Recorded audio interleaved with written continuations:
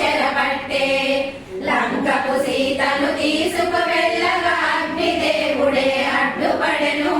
నిజమగు సీత నా కడకలదు, మాయా సీత నీకు వలదు. తన కడ ఉన్న వేదవతిని రామను వెంట పంపెనుగా. నిజమగు సీతను అగ్నిదేవుడు పదిలముగానే ఉంచెనుగా. రావణ సంహారము జరిగిన తదుపరి జానకి నాదని చేరగరాగా. లోకము కొరకే నే సందేహింపక అగ్నిలో దూకెను జానకి అప్పుడు. నిజమగు సీతను నాదని చేసి అగ్నిదేవుడే వరమడిగే. వేదవతినే పరిణయమాడి ఆమె కోర్కెను తీర్చును తండ్రి. కలియుగమందున వేదవతియే పద్మావతిగా జన్మించు. శ్రీనివాసునిగా నేనే వచ్చి పరిణయమాడుదు నిక్కముగా.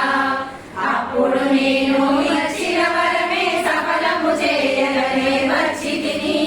మా కళ్యాణమే చేయుము తల్లి సందేహింపక వెళ్ళినవను. శ్రీనివాసుడే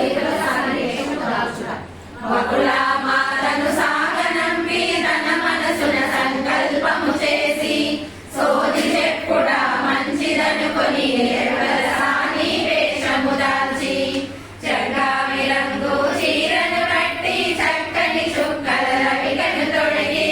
నల్లని కురులను గొప్పుగా చుట్టి కొప్పు నిండా పూలను తురిమి. ఎర్రని కుంకుమ బొట్టును పెట్టి నల్లని వాటుగా కన్నుల దిద్ది.